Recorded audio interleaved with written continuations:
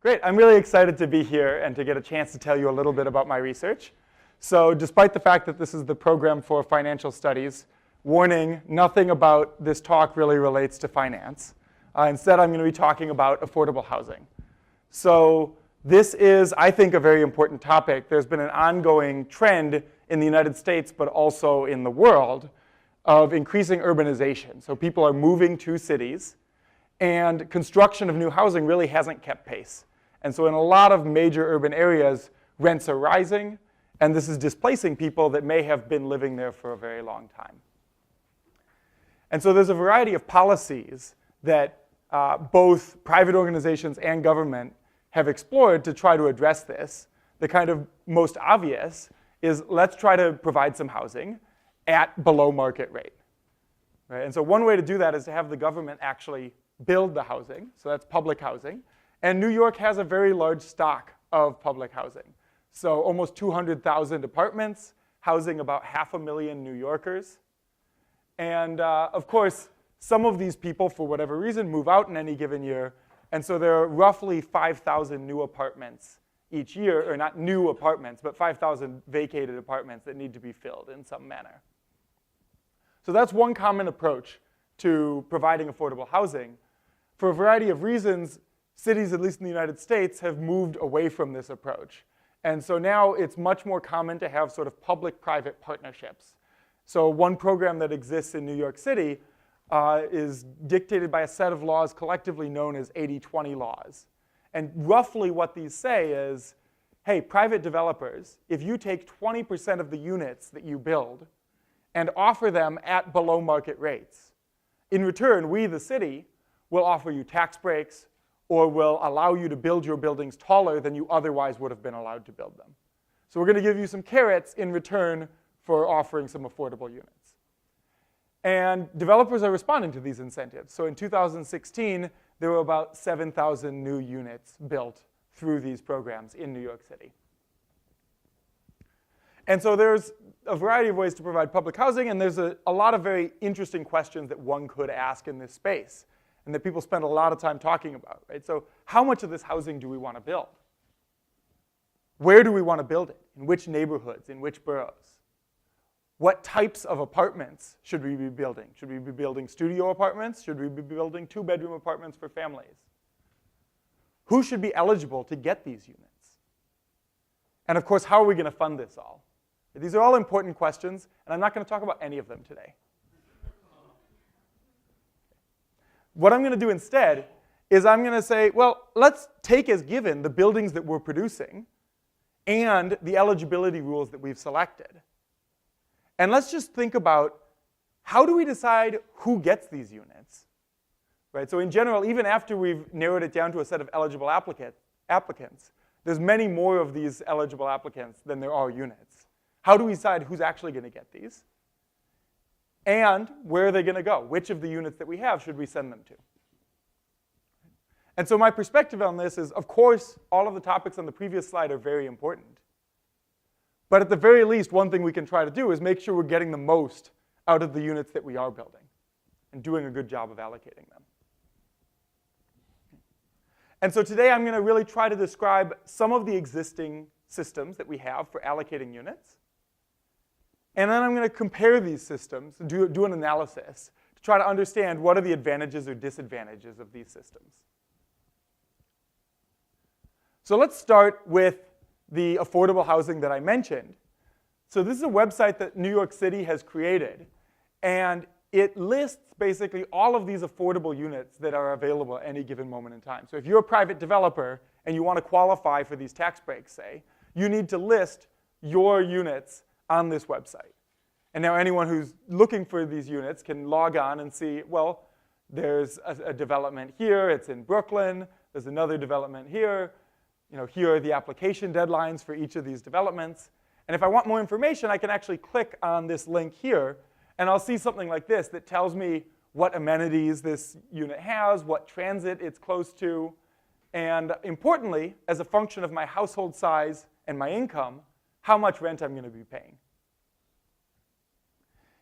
And so for any of you that are paying rent in New York, you might be able to tell, okay, a one-bedroom apartment for $558, that's a pretty good deal. And again, this is not some small, scuzzy one-bedroom apartment because it's in a brand new building built so that the developer could rent out at market rate for a much higher amount. So these are very desirable units at very low rents. And the city has intentionally made it very easy to apply. Right? So when you go to this website, you have to create a profile. It takes maybe 5 to 10 minutes to create your profile, provide some very basic information about yourself. And after that, essentially to apply to each unit is just a click of a button. So what do we expect to get in this scenario? We have desirable units at low rents. It's easy to apply.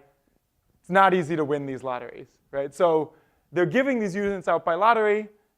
Anyone who wants a unit enters that lottery, and typical numbers are something like 1,000 to 1. So you'll have 70 units in a building and 70,000 people applying for those units.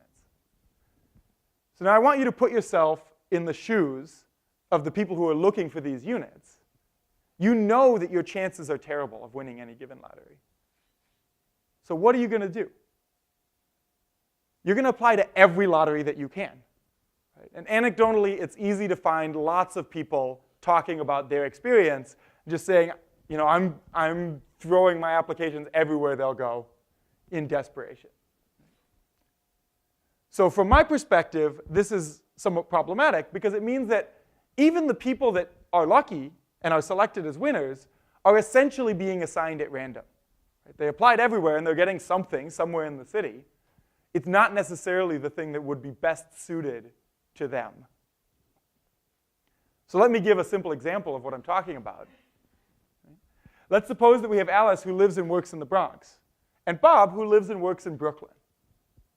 And we have affordable units in both of these places. Now both Alice and Bob are really interested in saving on rent, and so they're going to apply everywhere they can. They're both going to apply to both units. Now it's quite likely that we'll end up with a situation where Alice is living in Brooklyn and commuting to the Bronx, and Bob is doing the reverse. There's nothing in the system, there's no way that the system knows that it would be better to allocate Alice to this development in the Bronx and Bob to the one in Brooklyn. Right? And so to me, this is an inefficiency that should be, in principle, easy to solve. Right? It's not about we need to build more units and get the money. We just need to do a better job of allocating the units we already have. The question is how? How can we do that? So one thing you could imagine is, well, let's just change the rules of the lottery that we're using.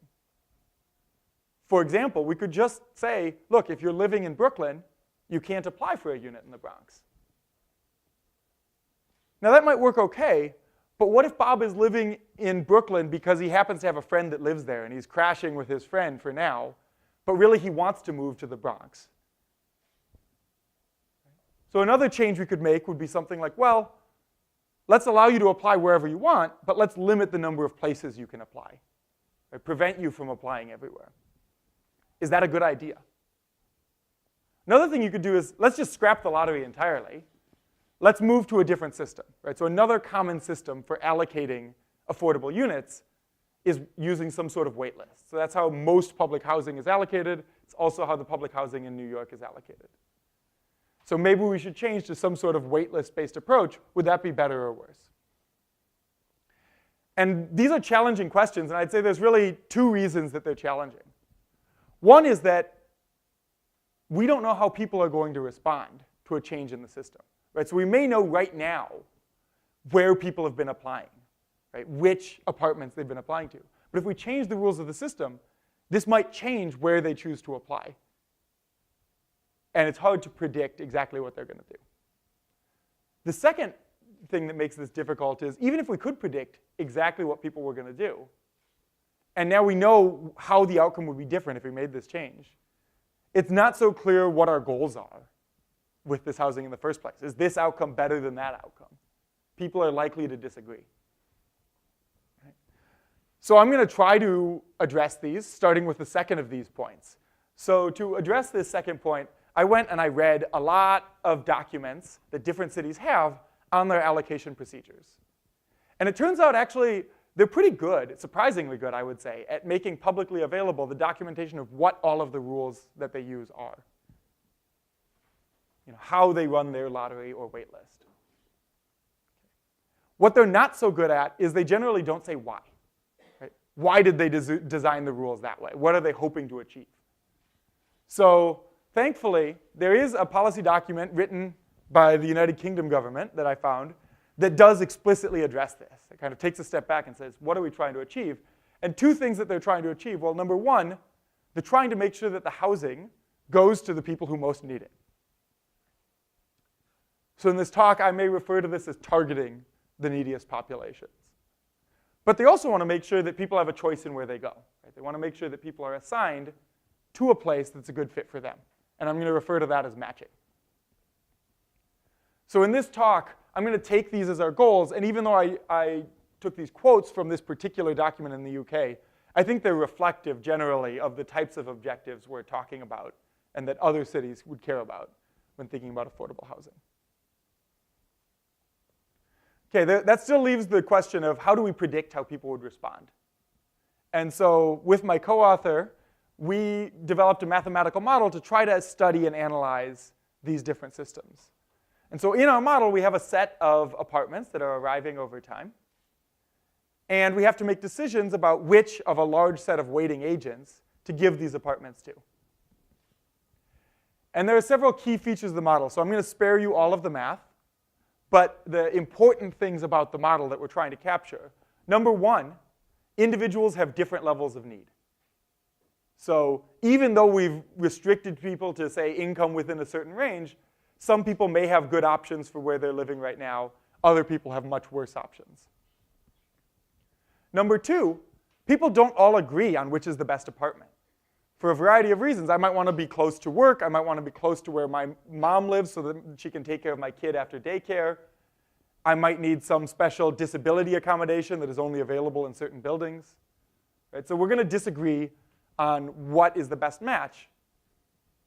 And therefore, one of the goals of the designer should be to make sure that people get matched to something that's a good fit for them. And third of all, people are going to change their behavior in response to the system. So we want to take into account that they're going to behave strategically, and it's not the set of buildings they'd be willing to accept is not just some fixed thing, but actually depends on whether they think they're going to be able to get something from the system in the future. Okay, so we have this model, and one thing that this model allows us to capture is the fact that if you expect that your chances of winning future lotteries is very low, you're going to apply anywhere that you can. So that's the behavior I described earlier that I said was maybe undesirable.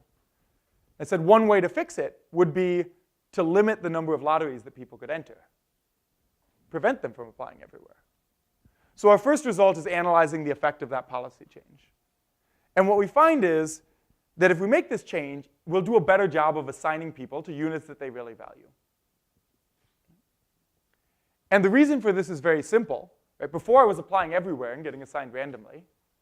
Now, if I'm Bob and I want to live in Brooklyn, and there's an apartment in the Bronx, I'm going to think twice about applying to that apartment in the Bronx, because I know that if I do that, I'm giving up a chance at somewhere in Brooklyn. Right? So unless I really want to move to the Bronx, I won't apply there. As a result, I'm only going to apply to places I'm excited about, and therefore, when I do get matched, it'll be something that's a good fit for me. And so actually what this means is if all agents are equally desperate, then by making this change, we can improve outcomes for everyone. Right? So it's true that before you were applying to 50 lotteries a year, now you're only applying to 4, say. But your chances of winning each of those lotteries has gone up because everyone else is also only applying to 4. So your overall chance of getting matched stays the same, but now when you do get matched, you get something you actually want. So that's kind of the best case scenario. Potentially, making this change could actually just help everyone. However, it's also possible that different people have different levels of desperation. And in that case, we want to ask, who's most helped or hurt by this change? Right? Does this change who matches? And so this is the no free lunch seminar, so I thought I'd have a no free lunch result, right? Which is, what we actually show is that there's a trade-off in these objectives of matching people to the right places and making sure we're matching the right people. So if we make this change and we limit the number of lotteries you can enter, we're going to do a better job of matching you to the right place. but I claim that in many cases, we're going to most help the people who least need it. And so let's think about why that is. Let's imagine that I'm very desperate. I'm willing to live anywhere.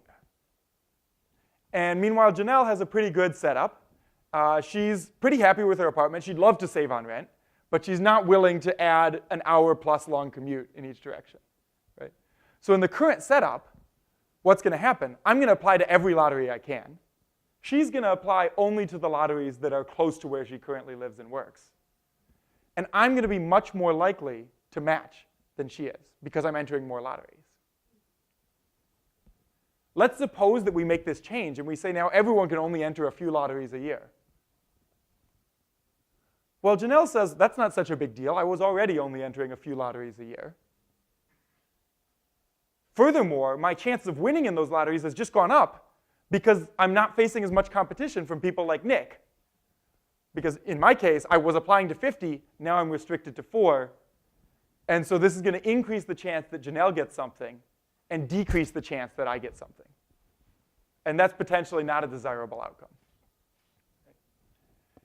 And what we show is that this trade-off actually holds more generally. It's not just about this particular change, but many different changes you could make. You'll get this same sort of trade-off. Okay, so we're talking about different lottery systems here. We might also be interested in thinking about using a wait list. Right? And so the idea here is very simple. Order everyone based on when they applied. When you have a new development, start at the top of the list and make offers to the people who applied first until enough of them say yes to fill all of the units that you have. This is a very, very common system for allocating apartments. But there's a key design choice you have to make, which is what happens to the agents, the people that didn't get back to you, or that got back and said, no, I'm not willing to move there. One option is you could let them keep their spot at the top of the list. Say, I'm sorry, that didn't work out for you. I'll try to make you another offer soon. Another possibility is you could say, I'm sorry that didn't work out for you. That was your one chance. You've lost your spot in line. You see both of these in practice. So in the United States, actually, the second one is most common. They usually will say something like, if you reject us, say, twice, you're going to lose your spot in line. But in the Netherlands, they have a very different policy, which is you can say no as many times as you want, and you'll keep your priority. And so you might ask both, what are the advantages or disadvantages of these systems, of this decision, but also, how do these systems compare to the lotteries that we're currently using to allocate affordable housing in New York? And so now we have kind of 4 simple approaches that we could take. One is the unlimited lotteries of current practice. Another is, let's have a limit on the number of lotteries you can enter. The simplest case to analyze is just, let's suppose you can only enter 1 lottery. And then we have these 2 waitlist methods. One where you lose your spot if you say no, the other where you keep your spot if you say no. How do these all compare? And what we find actually is that there's not a big difference between lottery and waitlist-based systems. It doesn't really matter which one you use. So within the context of our model, we actually prove that there's an exact equivalence between these mechanisms. So using unlimited lotteries, as they're currently doing, leads to the same outcomes as using a waitlist where you force people to lose their spot in line if they say no. And using a lottery where you can only enter once leads to exactly the same outcomes as using a waitlist where you allow people to keep their spot in line. Now, this is a finding that surprised me a lot when I kind of discovered it. It wasn't something I was expecting to have happen because these seem like very, very different systems. So I'm not going to be able to explain to you kind of in full detail why this equivalence holds, but let me at least try to convince you that it's plausible that this behavior will be similar in these different mechanisms. Right? So in these first cases, I already said if you know you're unlikely to win a lottery, what are you going to do? Apply everywhere that you prefer to where you're currently living. Conversely, suppose you're in a wait list, you've reached the top of the list, I make you an offer, and you're thinking about should you accept or reject that offer. Well, if you know you're going to lose your spot in line and go to the back of the list, and you're unlikely to ever get another offer because the line is so long, you're basically going to accept anything that's better than where you're currently living. right? So in both of these situations, you're going to be applying or accepting for, applying for or accepting anything that's better than where you're currently living. Whereas in these situations, you're not. There's benefit to being picky. So if you're at the top of the wait list and I tell you, here's an offer, but if you say no, I'll give you another offer next week, you have an incentive to be selective and wait for something that's actually a good fit. Right? Whereas over here, also, if I tell you you can only apply to one lottery, you're not going to immediately apply to the first thing you see. You're going to wait until there's something you're actually excited about. So at an intuitive level, that's why the incentives of these systems are very similar, and the incentives of these two systems are also similar. So that's what I've got today. I want to just kind of let you know what I think are the important things to keep in mind from this talk. So number one, I think there's a lot of attention paid to what and where to build, and much less attention paid to how we should be allocating these units.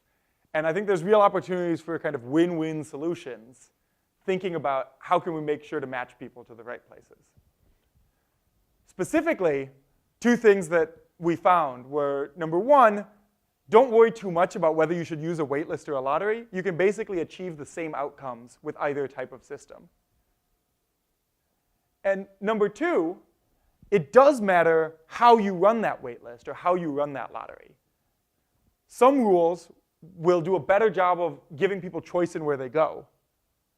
But as a result, they'll often do a worse job of making sure you match the people who are most in need. Right? In particular, this change to limit the number of lotteries entries might have just that effect, helping match people to the right places at some expense in matching the right people. So I'm really excited about housing. These ideas also have implications for other settings where we use lotteries and waitlists. So some of you may be familiar with the show Hamilton and the fact that a small number of tickets are given out for each performance on the basis of a lottery. You could imagine, well, should that lottery be redesigned? And we use this actually for many other systems in this country. So to decide who gets organs from deceased donors, who gets tickets to sporting events, who gets permits to go hiking and camping, or permits to, I was just reading a paper the other day about permits for hunting bears in Michigan. So there are a variety of systems here that we could think about trying to optimize. I'm excited about all of those directions, and I'd love to talk to any of you or hear other examples that you have of those. Thank you.